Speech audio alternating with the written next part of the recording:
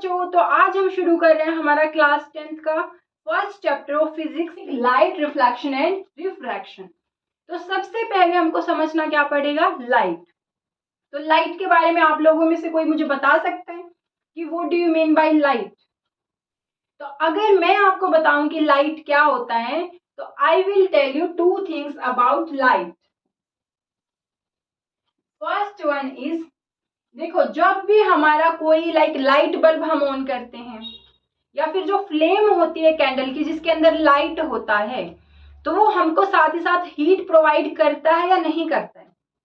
Light is also associated with heat. अगर light heat energy में convert हो रही है, it means light itself is also a form of energy. So light is a form of energy,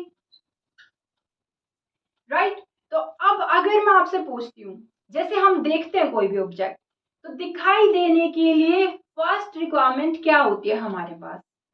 most of you will say eyes, कि eyes होनी चाहिए तभी हम देख सकते हैं, but I would say you are wrong. Why? You are in a room, आपको दिख रहा है, अगर आप वहां पर टोटल डार्क क्रिएट कर दो, if you are in a dark room, क्या आप देख सकते हो? No, you still have eyes, आपके पास आंखें अभी भी है, पर फिर भी आप नहीं देख पा रहे हो। इट मीन्स देखने के लिए आपको आंखें तो चाहिए, पर आंखों से भी पहले आपको क्या चाहिए होती है? Light. It means light gives you the sense of site. Light gives you the sense of site, right. तो इन दो चीजों से मिलाकर हम डेफिनेशन क्या बनाते हैं लाइट की? Light is a form of energy which enables us to see the beautiful world around us. वो लाइट ही है जिसकी वजह से हम अपने आसपास की चीजों को देख सकते हैं, ठीक है। Light is the form of energy which enables us to see. Light की वजह से हमारे अंदर एबिलिटी पैदा होती है कि हम कोई भी ऑब्जेक्ट अपने आसपास देख सकते हैं। नाउ क्वेश्चन अराइजेस, देखो अगर आप खड़े हो यहाँ पर, आपके सामने दो रूम्स हैं, उनके अलग अलग डोर्स हैं। एक रूम के अंदर लाइट ऑन है और एक रूम के अंदर टोटल डार्क है। यहाँ आप खड़े हो, यहाँ पर लाइट है नहीं है डजेंट मैटर। यहाँ से आप दो रूम्स देख रहे हो जिसके अंदर एक में लाइट है, एक में टोटल डार्क है। तो जिस रूम में लाइट है उस रूम में आप देख पा रहे हो, लेकिन जिस रूम में लाइट नहीं है उसमें आप नहीं देख पा रहे हो, ठीक है। इट मीन्स लाइट, अगर आपके पास लाइट है, अभी मैं लाइट में खड़ी हूँ, लेकिन वो रूम मुझे स्टिल दिखाई नहीं देगा। क्यों दिखाई नहीं देगा? क्योंकि मेरे पास लाइट है, ठीक है, लेकिन उस रूम से मेरे पास लाइट नहीं आ रही है, उस रूम से नहीं आ रही है मेरे पास लाइट, ठीक है। इस वजह से मुझे वो रूम दिखाई नहीं दे रहा। मतलब हमें कौन से ऑब्जेक्ट्स दिखाई देते हैं? जिन ऑब्जेक्ट से लाइट हमारे पास आ रही होती है, हमारी आईज के अंदर एंटर कर रही होती है, सिर्फ और सिर्फ वही ऑब्जेक्ट्स हमें दिखाई देते हैं। अब आप लोग बोलोगे कि भाई मैम हर एक ऑब्जेक्ट के पास तो लाइट होती नहीं है, हमारे पर्दे, हमारा व्हाइट बोर्ड, हमारा फैन, ये सब तो लाइट नहीं है इनके पास, तो ये हमें कैसे दिख रहा है, इनमें से मेरे पास लाइट कैसे आ रही है? तो वहां पर हमारे पास दो फिनोमिनास कंसिडर होते हैं। Let's discuss. तो हमारे पास जो रेज आ रही होती है उन रेज को हम बोल देते हैं इंसिडेंट रेज। कौन से होती है? जो इनकमिंग रेज हमारे पास होती है। तो जो ओरिजिनेशन होती है इंसिडेंट रेज की, वो टू टाइप्स की हमारे पास हो सकती है। फर्स्ट वन हमारे पास कैसे होती है? अगर हमारा ऑब्जेक्ट कैसा है? ल्यूमिनस है। If our object is luminous, this is the first criteria for incident ray. And what is the second criteria for incident ray? That is, if our object is illuminated. If our object is illuminated. Now what is the difference between luminous object and illuminated object? The luminous object is the one जिसके पास खुद की light होती है, ऐसे objects को हम बोलते हैं ल्यूमिनस ऑब्जेक्ट। फॉर एग्जाम्पल, आप एग्जाम्पल क्या दे सकते हो? फॉर एग्जाम्पल सन, सूरज के पास अपनी खुद की रोशनी है। For example flame. For example light bulb when glowing. कौन सा वाला केस, जब वो ग्लो करता है, right. Such objects are known as luminous objects. On the other hand, if we talk about illuminated objects, the objects which do not have light of their own, भाई ऐसे objects जिनके पास खुद की light नहीं है पर किसी और ऑब्जेक्ट से आ रही लाइट को रिफ्लेक्ट करके आपकी आईज के अंदर सेंड कर देते हैं, ऐसे ऑब्जेक्ट्स को हम बोलते हैं इल्यूमिनेटेड ऑब्जेक्ट। ठीक है, एग्जाम्पल की अगर हम बात करें तो कौन से ऑब्जेक्ट्स होंगे, हमारे सराउंडिंग में 92-98% ऑब्जेक्ट्स कौन से होते हैं, इल्यूमिनेटेड ही होते हैं। आप अपने सराउंडिंग में देखिए, सिर्फ एक लाइट बल्ब है जो ल्यूमिनस है, उसके अलावा सारे के सारे ऑब्जेक्ट्स कौन से हैं, इल्यूमिनेटेड हैं। ये व्हाइट बोर्ड इल्यूमिनेटेड, हम खुद इल्यूमिनेटेड, हमारे क्लोथ्स इल्यूमिनेटेड, अलमीरा इल्यूमिनेटेड। ठीक है, टेलीविजन के अंदर जो हमारी ट्यूब है उसके अंदर खुद का ग्लो है, that is luminous. Light bulb luminous, sun luminous, जो कैंडल बर्न करते हैं उसका फ्लेम ल्यूमिनस। ठीक है, तो डिफरेंस समझ आया ल्यूमिनस एंड इल्यूमिनेटेड। अब अगर हम डायग्राम की हेल्प से देखना चाहें तो मैंने बोला यहाँ पर मेरे पास एक कैंडल है, ठीक है, दिस इज कैंडल, ये इसका विक है। मैंने अगर इसको बर्न करा तो यहाँ पर इसकी फ्लेम है। ठीक है, अब जो फ्लेम है इसका खुद का ग्लो होता है, तो जो फ्लेम है that is luminous, that is luminous. पर देखो जो ये वाला पोर्शन है हमारा कैंडल का, जो वैक्स वाला पोर्शन है, उसके पास खुद की कोई लाइट नहीं है, तो जो ये वाला पोर्शन होगा इसके ऊपर जब यहां से लाइट आकर के स्ट्राइक होगी तो ये लाइट को क्या कर देगा, हमारी आईज के अंदर रिफ्लेक्ट कर देगा। तो ये हमारा ऑब्जेक्ट कौन सा हो जाएगा, दिस इज इल्यूमिनेटेड, राइट। देखो फ्लेम से हमारे पास कैसे आएगी लाइट, डायरेक्ट, लेकिन जो हमारे इल्यूमिनेटेड ऑब्जेक्ट है उससे कैसे आती है हमारे पास लाइट रे, रिफ्लेक्ट होके आती है। तो अब समझ आया लाइट और रिफ्लेक्शन हम साथ में क्यों स्टडी कर रहे हैं, what is the relation between light and reflection. ठीक है, तो अब हम बात कर लेते हैं अबाउट रिफ्लेक्शन। देखिए अगर बचपन में हम सब ने गेंद के साथ खेला, छोटी जो गेंद आती है, अगर मैं उसको दीवार के ऊपर फेंक के मारती हूँ तो दीवार से टकरा के वो वापस मेरी तरफ ही आ जाती है। ठीक है, कहने का मतलब है वो बाउंस बैक हो जाती है, सेम साइड पे ही आ जाती है। सिमिलरली अगर मैं यहाँ पर लाइट बल्ब ऑन करती हूँ तो सामने दीवार से टकराकर वो लाइट वापस इसी रूम में आ जाएगी। ठीक है, दो तरह के हमारे पास ऑब्जेक्ट हो सकते हैं जिससे टकरा करके लाइट वापस यहीं आ जाए, या फिर अगर शीशा लगा होगा तो लाइट यहाँ से क्रॉस कर जाएगी। ठीक है, रिफ्लेक्शन में हम कैसे टाइप के ऑब्जेक्ट स्टडी करेंगे। अब देखिए अगर हमें रिफ्लेक्शन और रिफ्रैक्शन को अच्छे से अंडरस्टैंड करना है तो हमें टाइप ऑफ ऑब्जेक्ट को अच्छे से अंडरस्टैंड करना पड़ेगा।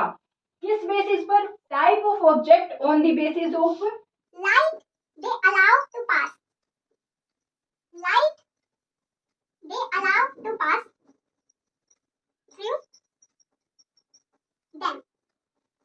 हमें ऑब्जेक्ट्स को स्टडी करना है किस बेसिस पर, कि वो अपने अंदर से लाइट को पास होने देते हैं या पास होने नहीं देते हैं, अगर पास होने देते हैं तो कितना, नहीं होने देते हैं तो कितना। ठीक है, हमारे पास फर्स्ट टाइप आता है ओपेक ऑब्जेक्ट। ओपेक ऑब्जेक्ट्स में हमारे पास क्या होता है, अभी पास नहीं होती है लाइट बिल्कुल भी, लाइट पास कितनी होएगी, 0। जो लाइट का पास परसेंटेज होगा वो क्या हो जाएगा, 0%। कहां पर, ओपेक के केस में। अगर हम बात करें ट्रांसल्यूसेंट के केस में तो यहाँ पर हमारे पास क्या होगा, some portion passes and some doesn't. यहाँ पर हमारी थोड़ी बहुत लाइट पास हो जाएगी, कुछ एक पास नहीं होगी।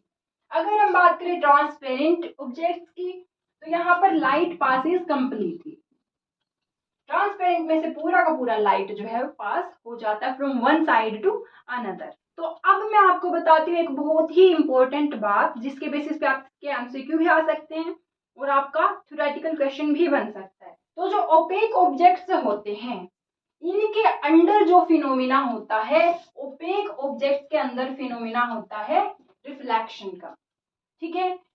ट्रांसपेरेंट ऑब्जेक्ट्स में फिनोमिना होता है रिफ्रैक्शन का।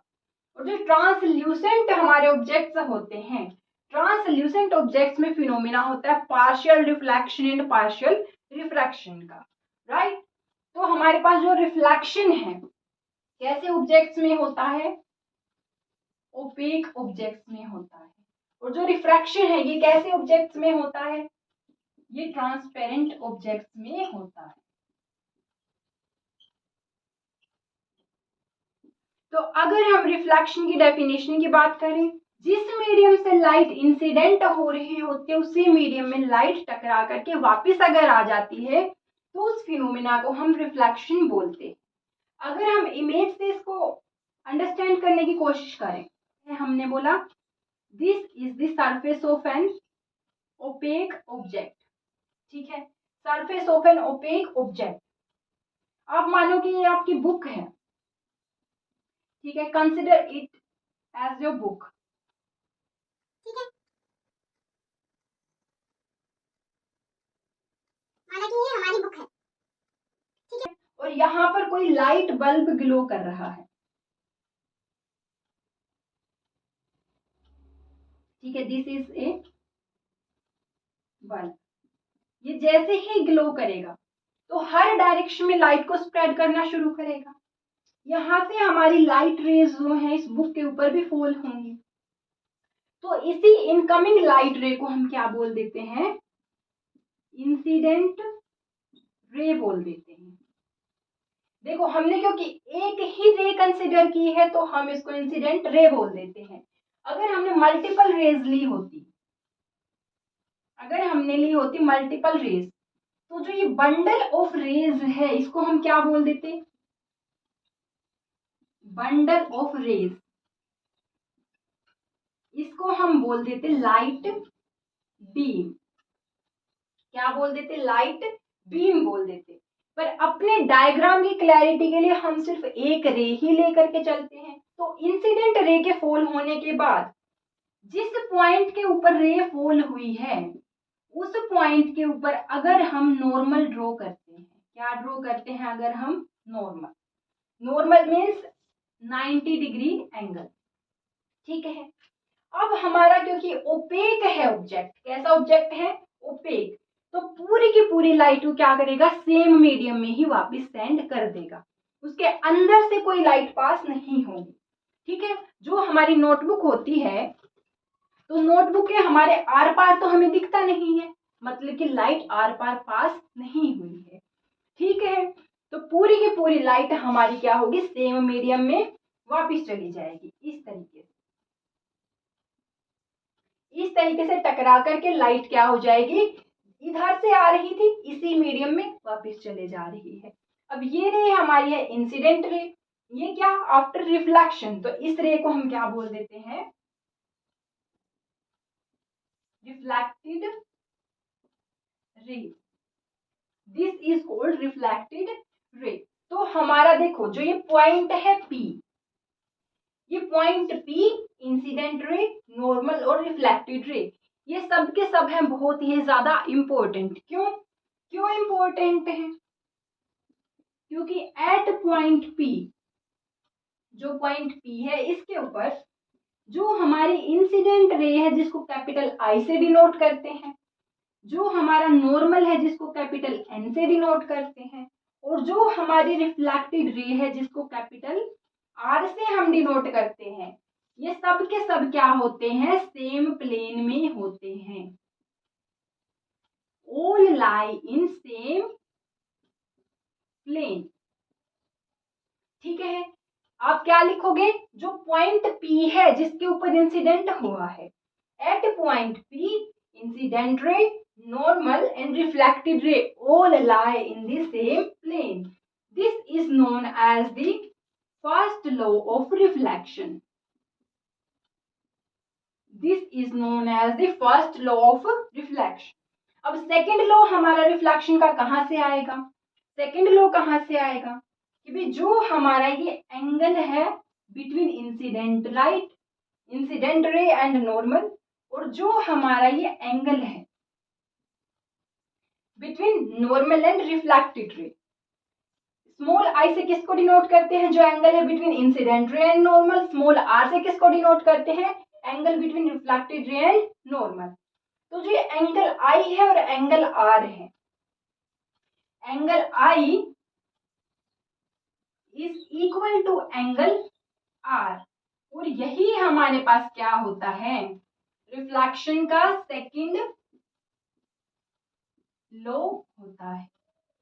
ठीक है, तो फर्स्ट लॉ क्या होता है कि इस पॉइंट P के ऊपर इंसिडेंट रे, नॉर्मल और रिफ्लेक्टेड रे एक ही प्लेन में होंगे। अगर मैं आपको डेमोन्स्ट्रेशन दूं, तो अगर ये रे जो मेरी ऐसे आ रही है अलोंग द बोर्ड इस तरीके से, और ये नॉर्मल भी कैसे है अलोंग द बोर्ड, तो ये reflected ray along the board ही जाएगी, ऐसे नहीं जा सकती या ऐसे नहीं जा सकती किसी भी तरीके से, इसको along the board same plane से ही जाना पड़ेगा।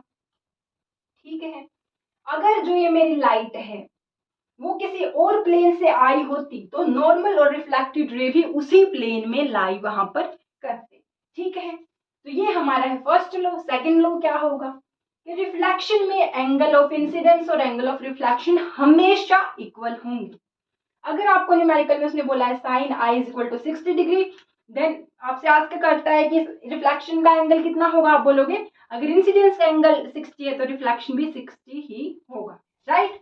तो अब इसी सेकंड लॉ के बेसिस पर मैं आपको एक न्यूमेरिकल देने वाली हूँ, आप मुझे वो सोल्व करके फटाफट बताइए, करिए फटाफट से न्यूमेरिकल सोल्व करिए और मुझे कमेंट में बताइए कि क्या आंसर होगा इसका। इस तरीके का कोई सेटअप है। अब कौन सा एंगल दिया हुआ है, angle between incident ray and surface of object.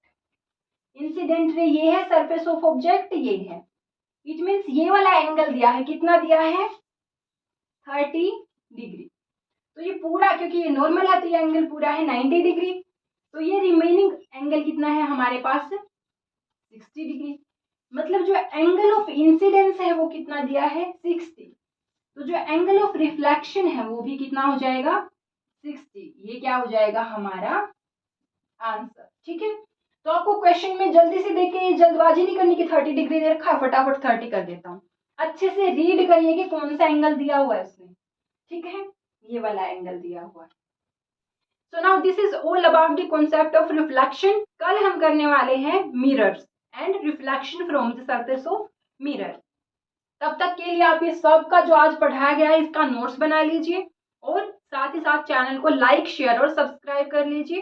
Thank you so much for watching the video. Bye bye, take care and study well.